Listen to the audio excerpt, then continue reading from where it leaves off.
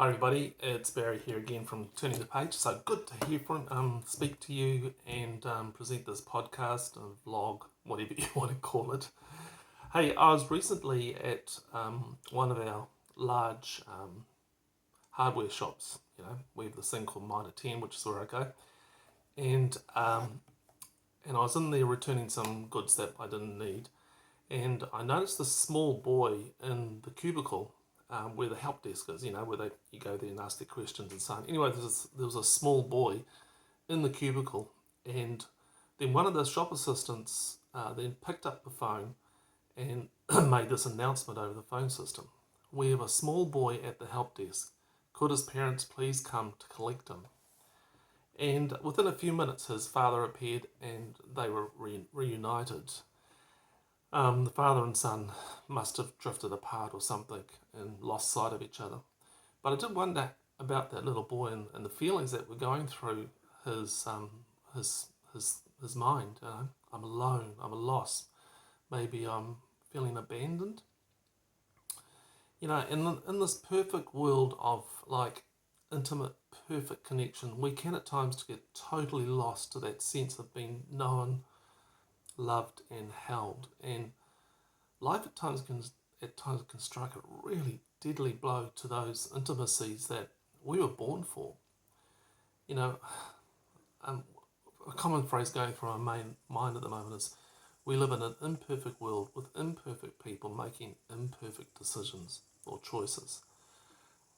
And I wonder whether you've ever felt the cold winds of abandonment chill your bones. Um, there is a beautiful psalm that I think can help us with the feeling of being abandoned.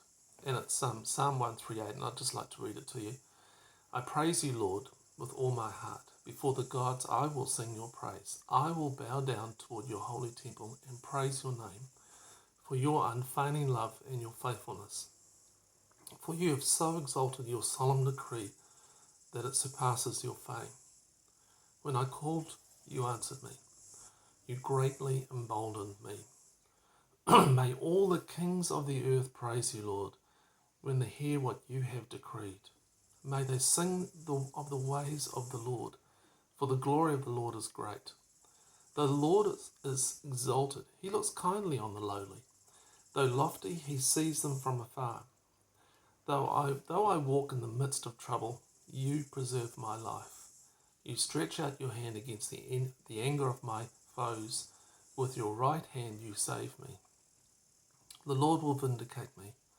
Your love, Lord, endures forever. Do not abandon the works of your hands. And over on the blog, there's actually a link to a Lectio Divina podcast where I first heard this a few weeks ago. But in the Psalm of David, both his heart and his mind are on display. And actually, much of the psalm, he's reminding himself of truth. But he also reminds God about what God is like. Unfailing love, faithful, someone who answers the cries of our heart, great, kind to the broken heart, near to the fallen, a preserver of life, a shield, a saviour, a vindicator, and a permanent source of love. And in essence, David is saying, this is who I am, and this is who you are, God. Look, and I've known you for a long time, and I know how you act. Therefore, I'm going to keep trusting in God, the God I know. My feelings may say one thing, old thinking habits inviting me down a pathway of despair, but I am making a choice to counter that with truth, God's truth. But in the last 8 words of the psalm, there is a subtle but profound shift in this prayer. Do not abandon the works of your hands. And words matter. So let's dig a bit more into these words. Abandon.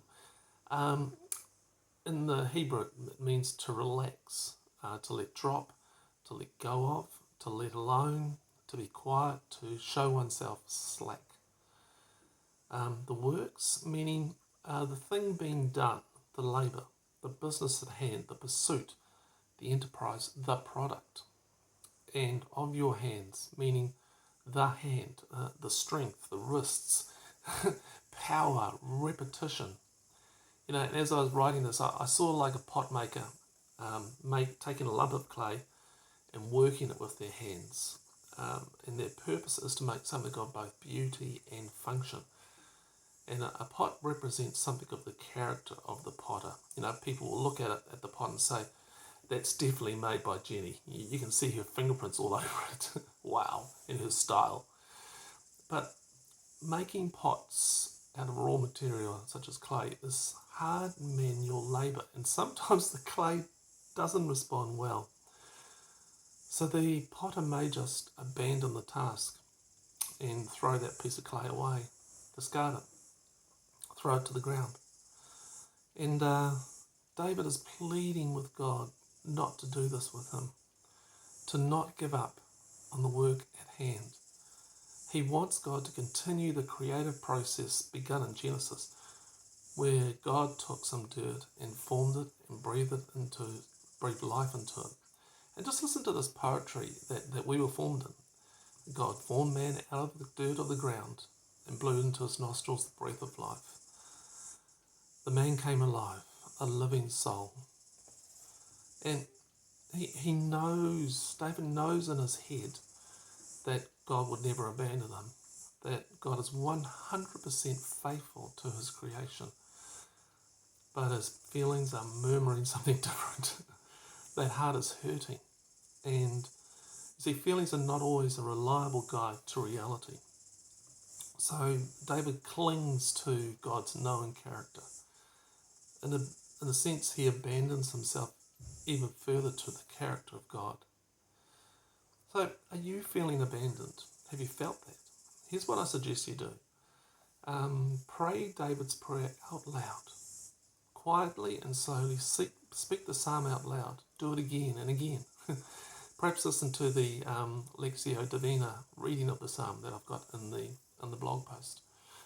2, notice the little words that speak to your pain. There may be a phrase or a word that captures your attention. Take note of them. Number 3, turn them into I am statements. I am being heard by God. I am being held by God's right hand. I am not alone in the midst of trouble. I'm not going to lose God's work on me. And then add them into your thinking compass. Number 4 is give thanks for God's faithful commitment to your ongoing creation. God hasn't finished with you yet.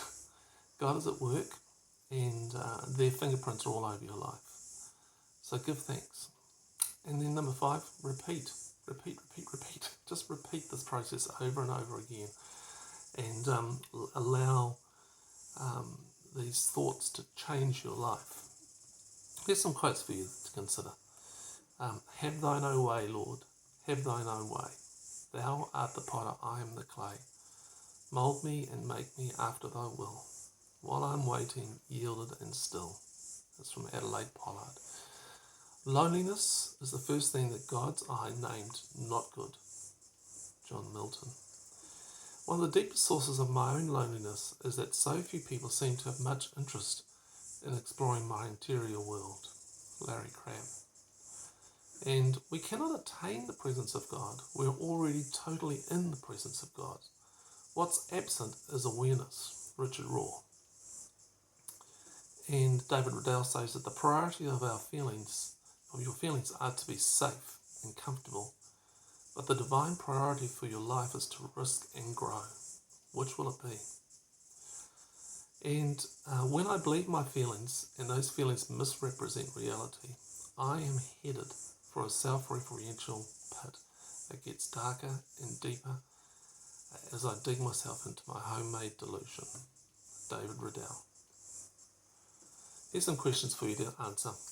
Have you experienced the loneliness of being abandoned? 2, what are the words and phrases that speak to you in the psalm that really sort of capture you? And number 3, God is at work in every situation in your life. What evidence have you seen of his craft? Where are their fingerprints all over your life? Hey, I hope you found this helpful. If you want to email me, that'd be great to hear from you. It's barry@turningthepage.co.nz, and I'd love to hear from you. And just a big thank you to everyone who contributes a little bit each month to the financial costs of turning the page. It's so important, and so it really helps me too. Okay, thanks. Bye.